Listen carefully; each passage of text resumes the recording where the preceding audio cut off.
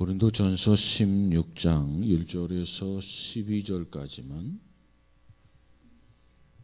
1절에서 12절까지만 보겠습니다. 자, 16장 1절이 되겠습니다. 우리 함께 같이 봅니다. 시작. 성도를 위하는 연보에 관하여는 내가 갈라디아 교회들에게 명한 것 같이 너희도 그렇게 하라. 매주 첫날에 너희 각 사람이 수입에 따라 모아두어서 내가 갈 때에 연보를 하지 않게 하라. 내가 이를 때에 너희가 인정한 사람에게 편지를 주어 너희 은혜를 예루살렘으로 가지고 가게 하리니 만일 나도 가는 것이 합당하면 그들이 나와 함께 가리라.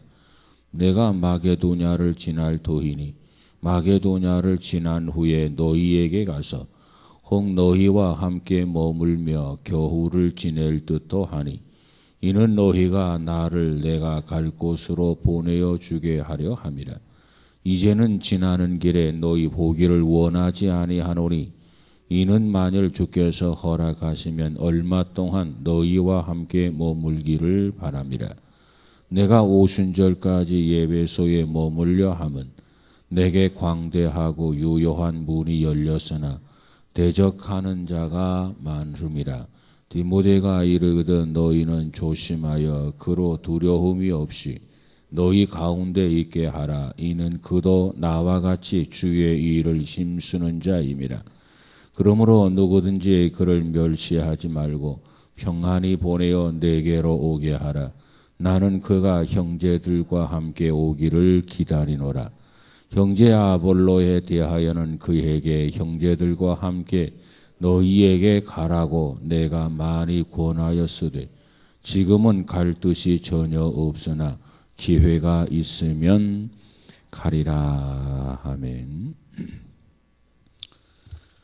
우리가 이 고린도 전서를 쭉 공부하면서 이제 마지막 16장을 공부하는데 지난 수요일 날 이미 1시간 이미 말씀을 드렸어요. 그래서 16장에서 선교 사역을 감당하기 위한 원리로서 첫 번째 헌금의 원리가 있다. 헌금의 원리.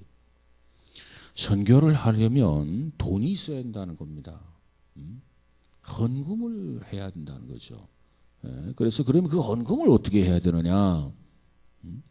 헌금 없이는 돈이 없이는 선교가 불가능하는데 돈이 필요한데 그 돈은 헌금을 통해서 충당해야 된다고 하는 거고 그러면 어떻게 헌금해야 되느냐? 몇 가지 원리가 있는데 첫 번째 헌금은 자원함으로 드려야 된다. 자원함으로.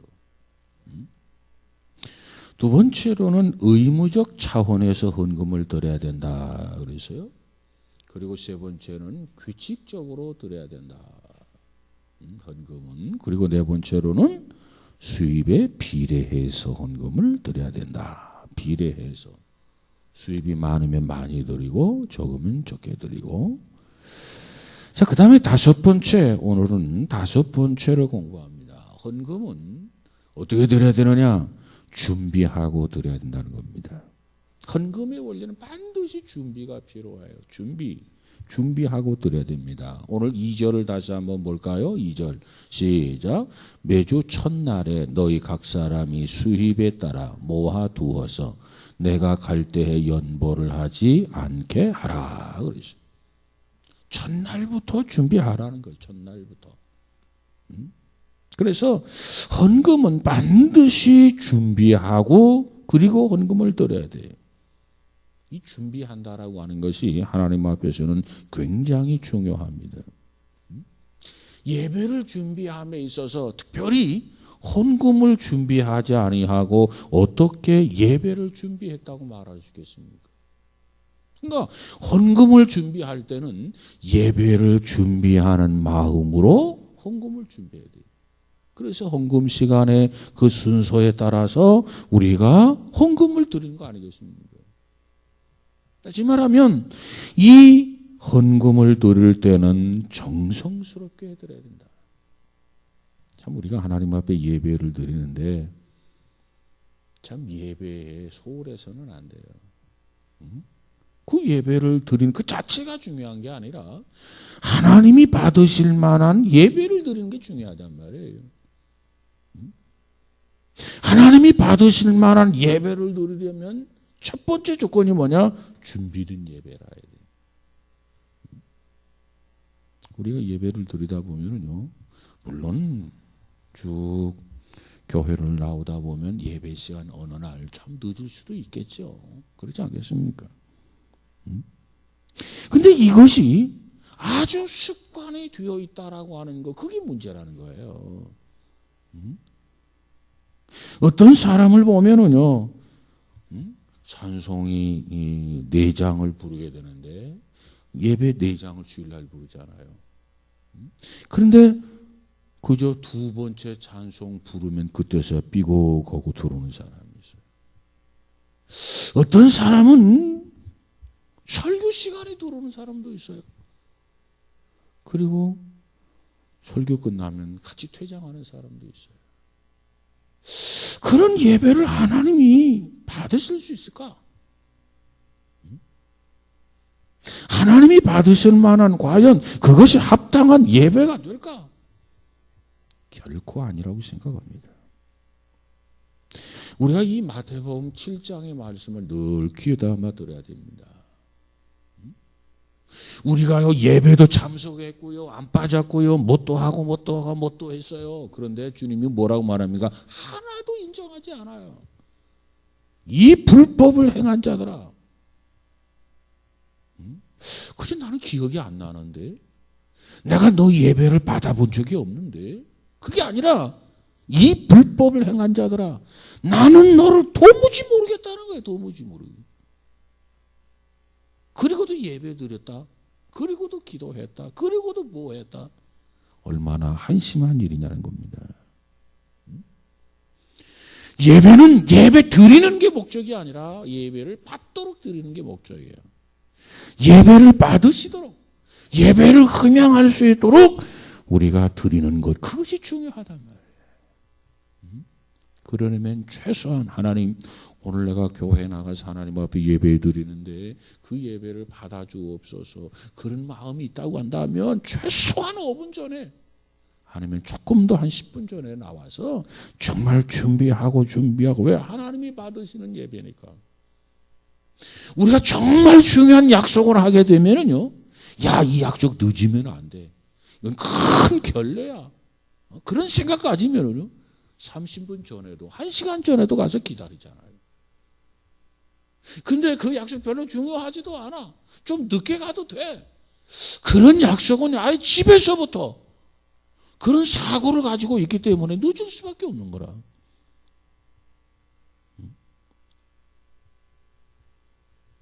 그래서 어떤 사람 예배 1시간 드리면 예배 1시간 중에 5분의 4 예배 드리는 것은 뭐 이사고, 4분의 3, 3분의 2, 3분의 1, 결국은 어떤 사람은 말이죠, 절반 예배 드리고, 그것도 아니고 설교 시작할 때 등장했다가 설교 끝날 때 함께 되작하는 그 예배 하나님 받으시겠냐 말이에요. 여러분, 예배를 드림에 있어서 가장 중요한 정신이 뭐냐? 준비하는 마음이, 준비한 마음. 헌금도 마찬가지입니다.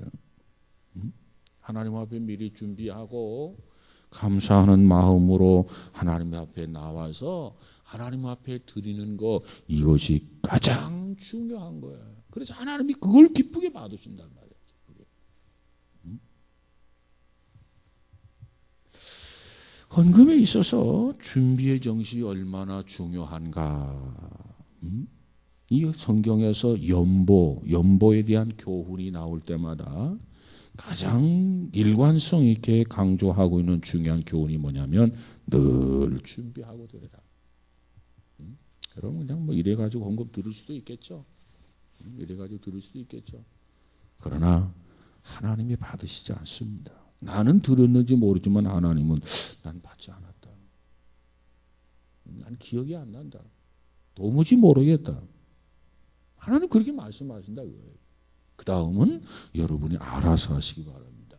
그럼에도 불구하고 그냥 준비하지 아니하고 긍정적으로 드리든지, 준비해서 드리든지 여러분이 알아서 하시라고 말해요. 그 다음 두 번째로, 여섯 번째로, 그 다음 헌금은요, 은혜에 대한 응답으로 드려야 돼요. 은혜에 대한 응답. 내가 하나님 앞에 은혜를 받았으면 응답으로 하나님 앞에 물질을 드려야 된다. 물론 하나님께서 나에게 은혜를 주실 것을 믿고 드리는 것도 있겠죠. 그래서 어느 교회에서는 헌금을 강단에 들어오면서 헌금하는 경우도 있고, 또 어느 교회는요, 예배 시간에 설교를 듣기 전에 헌금 순서까지 다 하고, 그리고 마지막 설교하고 축도하고 끝나는 그런 교회도 있고요. 어떤 교회는 우리 교회처럼 설교를 듣고 그 다음 헌금 순서를 넣는 경우도 있어요. 설교 시간 다음에 헌금 순서를 넣는 이유가 뭐냐? 하나님께서 내게 말씀을 주셨다. 내 마음에 뭔가 부딪힘이 있다. 내 마음에 어떤 그게 은혜를 받았다고 한다면 그 받은 은혜에 대한 응답으로 하나님 앞에 제물을 드리라는 거예요. 그러니까 예배 순서 하나하나에게도 이게 다 신학이 있는 거예요. 신학이. 여러분 그냥 목사님이 정해서 자 이렇게 합시다 하니까 그냥 그런가 보다 뭐 이렇게 하지만, 그러나 신학을 전공한 목회자들에게는 순서 하나 어디다 넣느냐 빼느냐에 따라서 나름대로의 신학을 정립을 해서 그 신학을 바탕으로 예배 순서를 짜는 겁니다. 그런데 여섯 번째로 이 헌금을 드릴 때는 은혜에 대한 응답으로 드려야 된다. 하나님은 내게 준 은혜, 내가 은혜를 받아서 하나님 고맙습니다. 은혜 주셔서 그 보답으로 응답으로 헌금을 드려야 된다. 자, 오늘 본문 3절에 보면은 이 헌금에 대한 독특한 표현이 등장합니다. 3절을 한번 읽어볼까요? 시작. 내가 이를 때에 너희가 인정한 사람에게 편지를 주어 너희의 은혜를 예루살렘으로 가지고 가게 하리니 그랬어요. 여기 보니까 바울은 이 고린도 교인들이 헌금한 것을 가지고 예루살렘 모교회 예루살렘 성전으로 가기를 원했어요. 그런데 여기서 뭐라고 합니까? 헌금을 가지고 간다라고 하는 표현을 쓰지 아니하고 무슨 표현을 썼어요? 은혜를 가지고 가기를 원한다 그랬어요. 은혜라고 하는 말을 쓰잖아요. 은혜를 예루살렘으로 가지고 가게 하리니 그랬어요.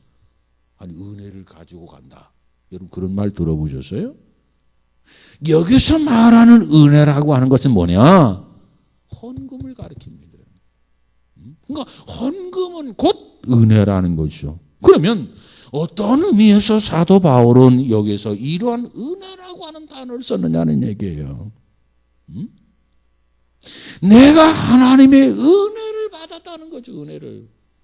그 은혜를 헌금으로 그렇게 대칭해서 기록을 했다. 그러니까 우리는 이 은혜를 이해하여 믿음으로 말미암아 구원을 받았다는 말을 우리가 많이 듣지요.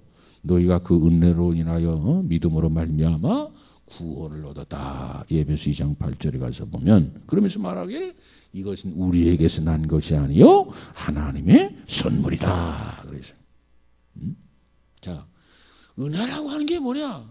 우리가 자격이 없었는데 구원받을 자격, 하나님의 자녀의 자격이 없었던 우리에게 하나님께서 우리에게 은혜를 베풀어 주셨어요. 그래서 그 놀라운 은혜로 말미암아 우리가 구원을 얻은 거라. 은혜로 말미암아 구원을 얻었어. 그 은혜를 통해서 우리가 성령 체험을 했어. 그 은혜를 통해서 하나님의 사랑과 하나님의 축복을 우리가 체험했어. 그렇기 때문에 우리 크리스찬들은, 우리 기독교인들은 하나님의 은혜에 빚을 진 사람들이에요. 빚진 자란 말이에요. 자격이 없는데 구원받고 성령 체험하고 하나님의 사랑을 받고 하나님의 자녀의 축복을 받고 이 모든 것이 은혜인데 그렇기 때문에 우리는 하나님의 은혜에 빚을 지고 있다. 그래서 우리는 모두가 다요. 크리스찬들은요. 은혜를 받은 자들은 반드시 동시에 은혜에 빚진 자입니다. 여러분 은혜를 안 받았다면 여러분 은혜 빚진 자 아니에요. 여기서 은혜를 받지 않았다면 하나님 자녀가 아니고 구원받은 자가 아닙니다. 그런데 구원받은 자라면 반드시 은혜를 받은 자예요. 은혜를 받은 자. 왜? 그 은혜로 말미암아 우리가 구원을 얻었기 때문에 그래요. 그 다른 것으로 구원받은 거 아니라, 우리가 다른 것으로 성령 체험한 거 아니야.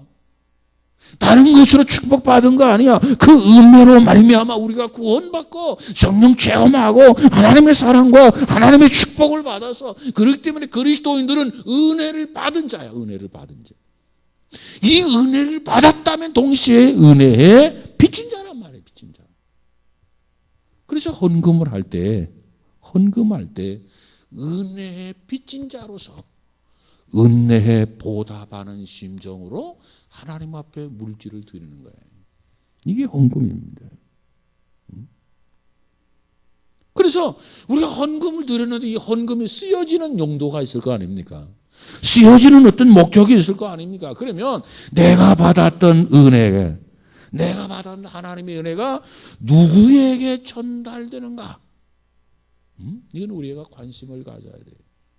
왜? 그 돈이 누군가에 의해서 쓰여지는 거 아니겠습니까? 그러면 우리가 드려진 그 물질이, 그 하나님의 은혜가, 왜? 그 은혜로 인해서 내가 빚진 자로서 물질을 드리는 거니까 그 은혜가 누군가에게 전달되기를 원하고 누군가를 위해서 쓰여지길 원하는 마음으로 우리가 물질을 드려야 된다는 겁니다.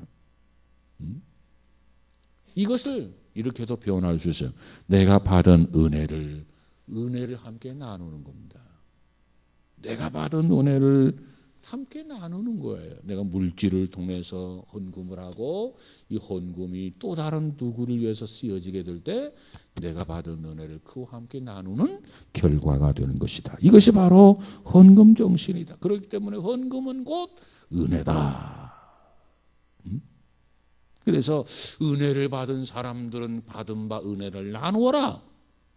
그것이 나는 어떤 은혜를 받았습니다 하고 이 간증하고 뭐 이것만 은혜 나눈 게 아니라 그 은혜에 빚진 자로서 헌금을 드리고 그 헌금이 누군가에서 쓰여지고 그 쓰여지는 사람과 은혜를 나누는 결과가 되는 거다.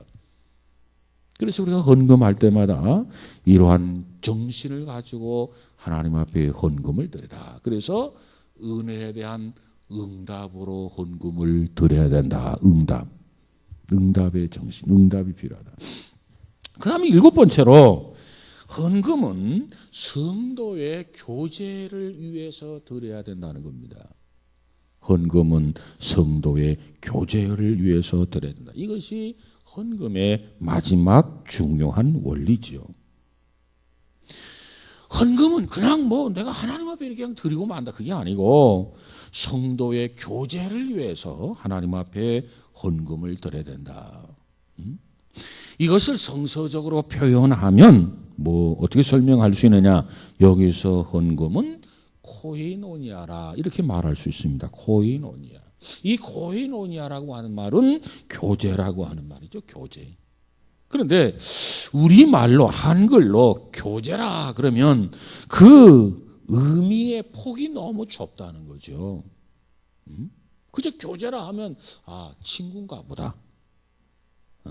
그런데 사실 교제라고 하는 말 원래 단어인 코이노니아를 생각하면은 그 코이노니아의 의미는 심오한 의미를 지니고 있다는 겁니다. 심오한 의미.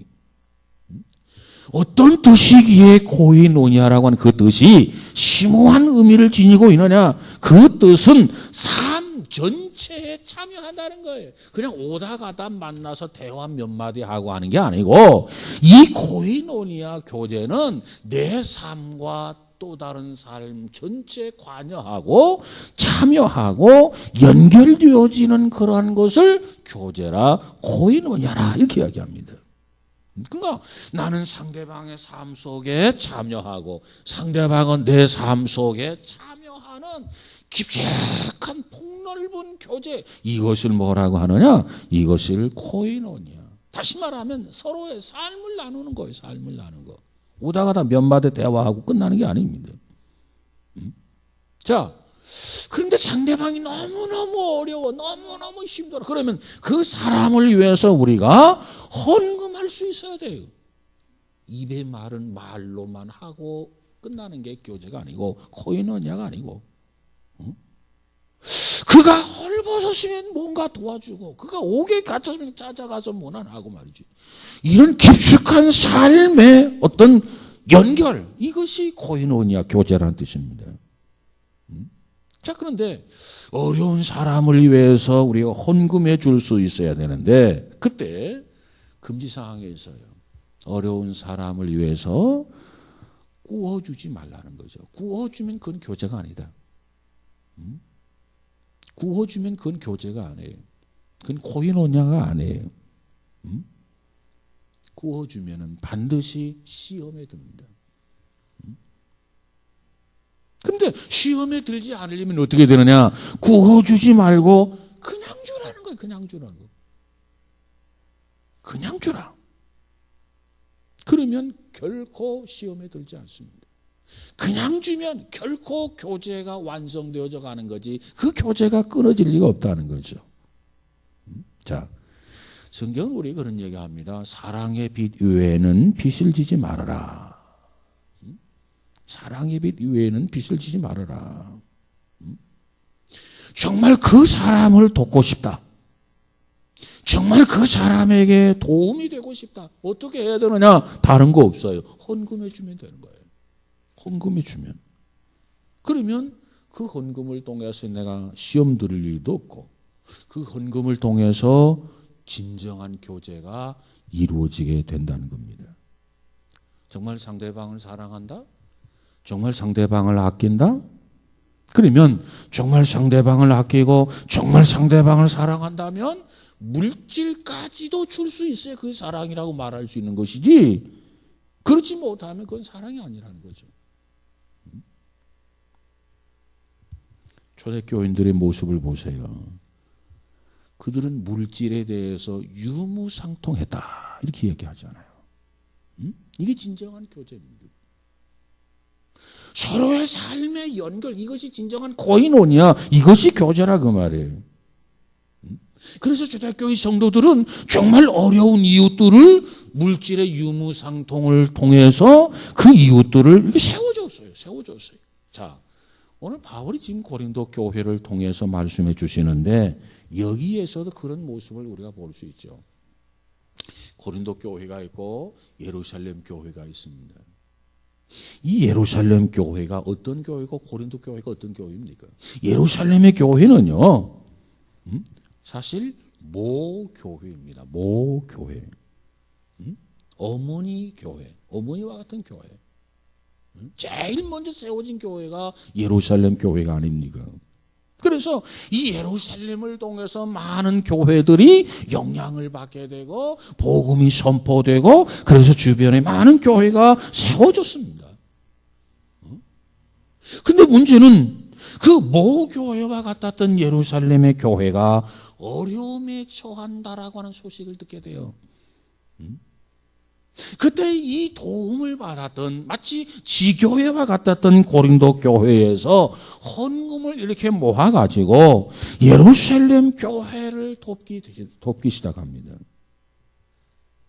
그때 예루살렘의 교회와 그때 고린도 교회가 성도가 서로 연합이 되는 거고, 성도가 서로 교제가 이루어지는 거예요. 그 교제는 단순한 교제가 아니라 진정한 교제, 코이노니아가 이루어졌다는 겁니다.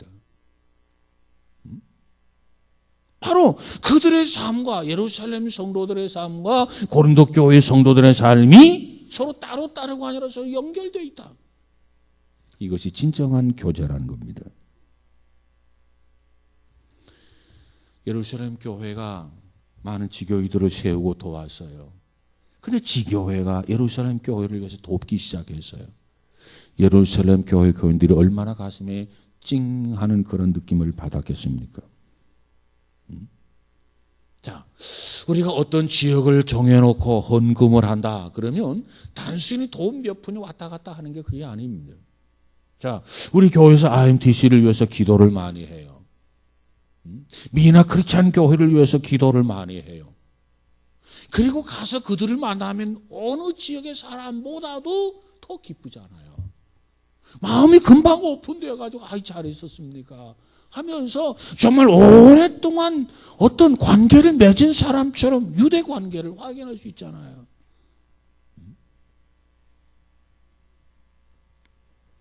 바로 예루살렘 교회와 고린도 교회가 마치 그렇다는 거예요. 그래서 이 지상에 있는 교회와 교회, 지상에 있는 성도들과 성도들은 바로 교제가 이루어져야 돼. 교제, 진정한 교제. 그런데 이 진정한 교제는 헌금을 통해서 우리가 서로 연결되어져 있고, 헌금을 통해서 유무상통이 되어진다고 한다면 그것은 건강한 교제라고 진단할 수 있다라고 하는 겁니다. 그래서 오늘 우리 신앙인들은 무엇보다도 이와 같이 7가지 헌금의 정신에 대해서 살펴보았어요. 헌금의 정신. 자, 선교하려면 돈이 필요하다. 이 돈은 7가지 원리에 맞게 헌금을 드려야 된다. 이렇게 말씀드렸고요. 자, 그 다음에 이제 시간에 대한, 시간 사용에 대한 원리를 생각해 보려고 합니다. 선교를 하려면 시간을 잘 활용을 해야 돼요. 물질도 잘 활용해야 선교가 이루어지지만 시간 사용, 하나님이 내게 주신 시간을 잘 활용을 해야 선교를 효과적으로 할 수 있다 그 말이에요. 자, 그러면 오늘 여기에서 시간에 대해서 좀 나눠보려고 합니다.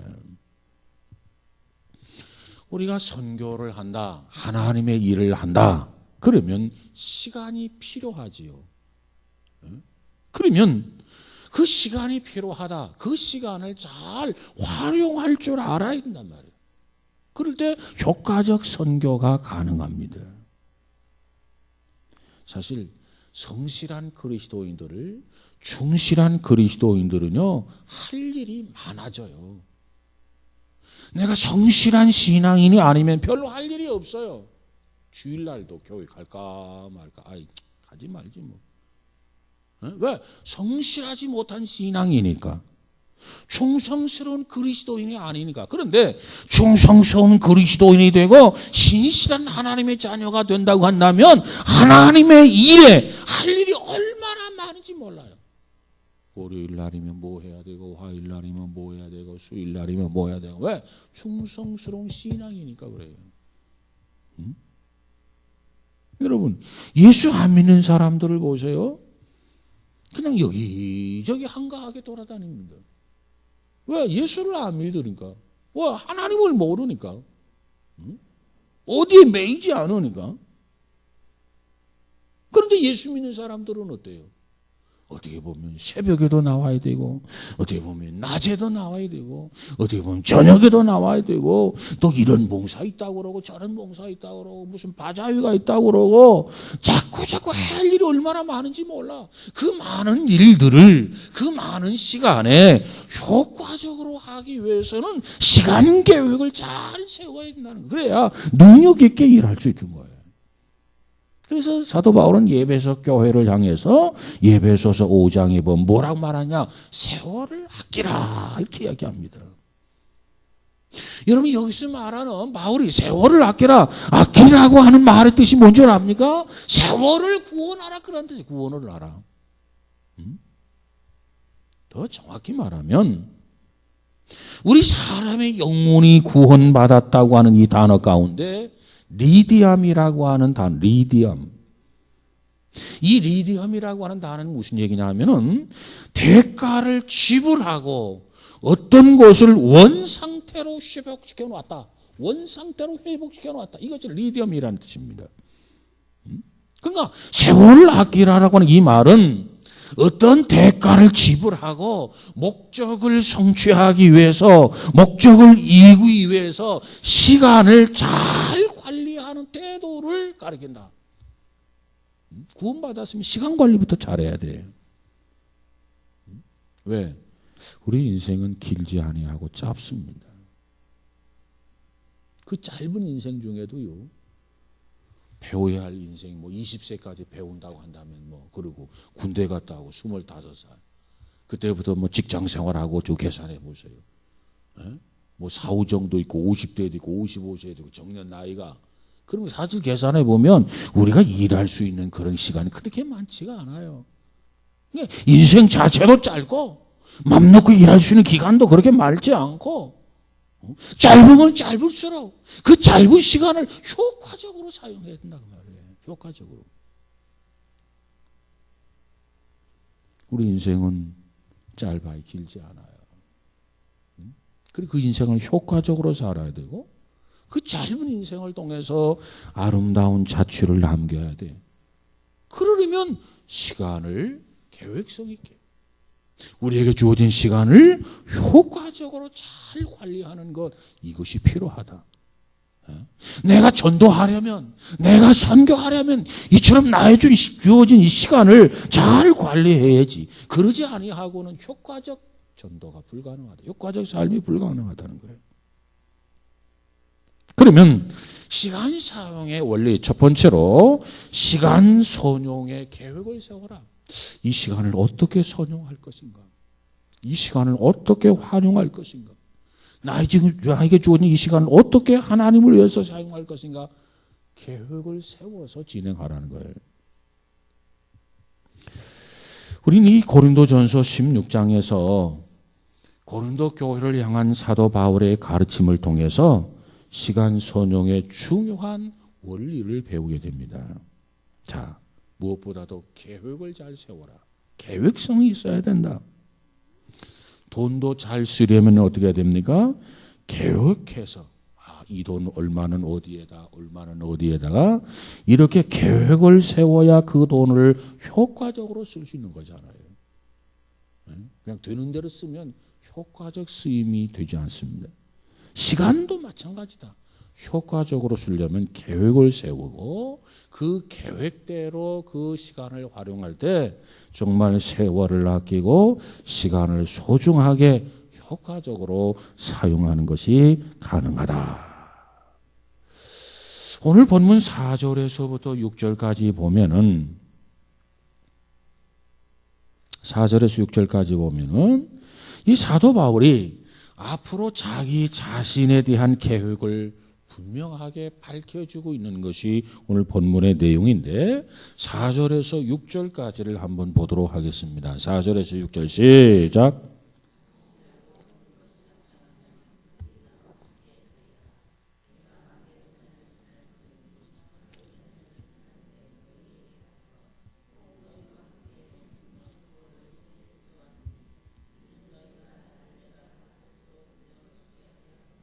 아멘. 자, 지금 여기서 바울은 지금 어떤 계획을 세우고 있는가? 바울이 그래요. 고린도 교회를 가보고 싶다는 거죠. 그런데 가보고 싶은데 마게도냐를 들린 다음에 고린도에 가겠다고 그렇게 이야기합니다. 그런데 이것이 고린도전서 16장인데 고린도 후서 1장에 나타난 바울의 일정과 여기에서 언급하고 있는 바울의 일정을 이렇게 비교해 보면은 약간 차이가 있어요. 고린도 후서 1장을 비교해 보면 그 내용이 좀 다르단 말이죠. 그러니까 이 편지를 지금 예배소에서 고린도 교회를 향해서 편지를 쓰고 있는데 예배소에서 바울은 지금 배를 타고 고린도에 갈 계획을 처음은 세웠습니다. 그리고 그 다음에 마게도냐로 가고 그리고 다시 고린도에 내려왔다가 다시 예루살렘으로 올라가려고 하는 그런 계획을 가지고 있었어. 첫 번째 계획이 그렇단 말이에요. 그러다가 이 바울이 생각하면서 아무래도 여의치 못할 것 같다 그래가지고 자기의 본래 계획을 약간 수정을 합니다. 여러분, 사람이 계획한다라고 하는 것은 항상 수정이라고 하는 작업이 필요해요. 왜? 사람은 완전한 존재가 되지 못하기 때문에 그래요.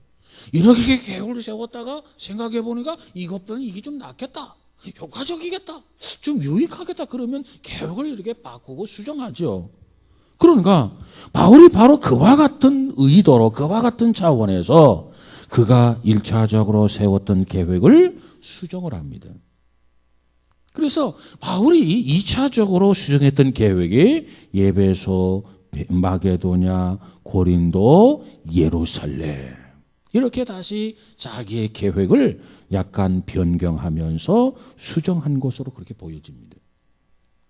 자, 어쨌든지 간에 오늘 16장 7절을 한번 가서 볼까요? 7절 시작.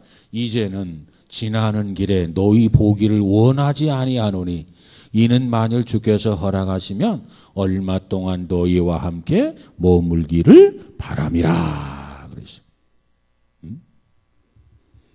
그러니까 1차 계획에서 에베소, 고린도, 마게도냐, 고린도 다시 예루살렘으로 올라가는 그런 순으로 여행 계획을 가지고 있었다는 겁니다. 그때는 아마도 마게도냐로 가서 고린도에 잠깐 들릴 생각을 했던 거예요. 잠깐 머물 생각. 그러면 그렇게 되면 어떻게 되냐? 잠깐 머물렀다는 얘기. 예를 들어서 이틀을 머물렀다는 얘기는 이틀 동안만 교제를 한다는 거죠. 잠깐이라고 하는 말, 예를 들어서 5일을 의미한다 그러면 5일 동안만 교제하고 떠난다는 얘기죠. 그런데 바울이 가만히 생각해 보니까 그런 짧은 시간 가지고는 이 고린도 교인들과 충분한 교제가 불가능하단 말이에요. 그런데 고린도 교인들과 충분한 교제의 필요성이 느껴진단 말이에요. 그렇기 때문에 바꾸는 거예요, 계획을. 아무래도 고린도에 좀 오래 머물러 있어야 되겠다. 그래서 고린도 교인들과 좀 교제를 오랫동안 해야 되겠다. 그래서 계획을 수정하는 거예요. 바꾸는 거예요. 그래서 아예 마게도냐를 들렸다가 고린도에 가서 고린도에서 상당한 시간을 머물면서 그들과 함께 교제를 하겠다라고 하는 그런 생각으로 계획을 수정합니다.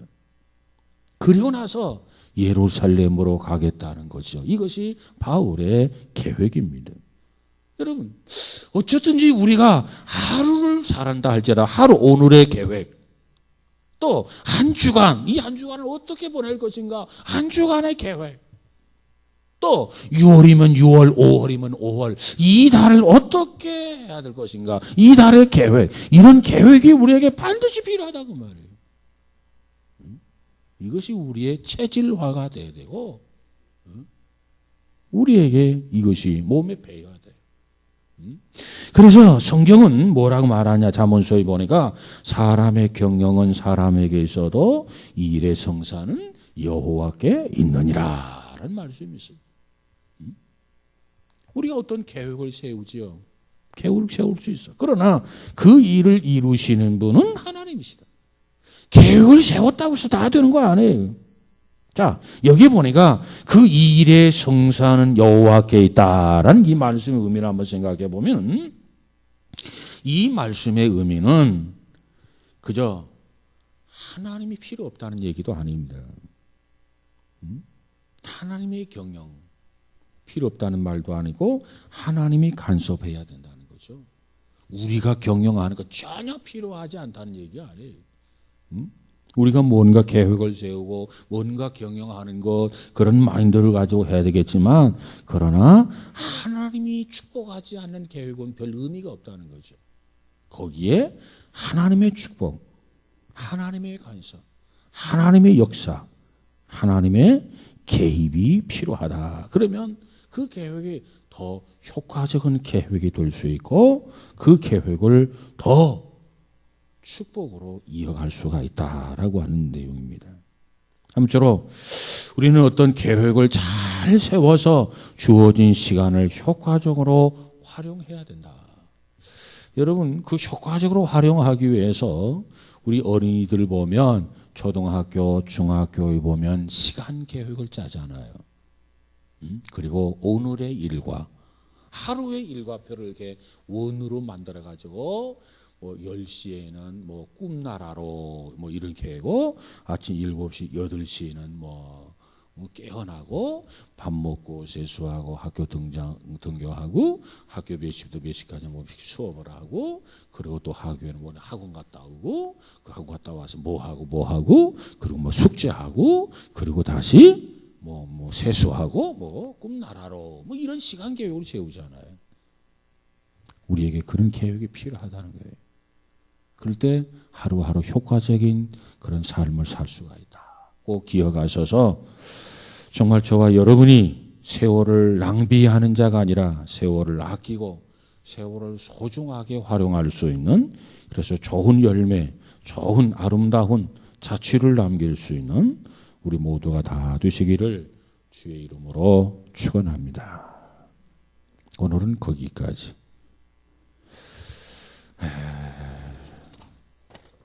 교회 소식 전해드리도록 하겠습니다.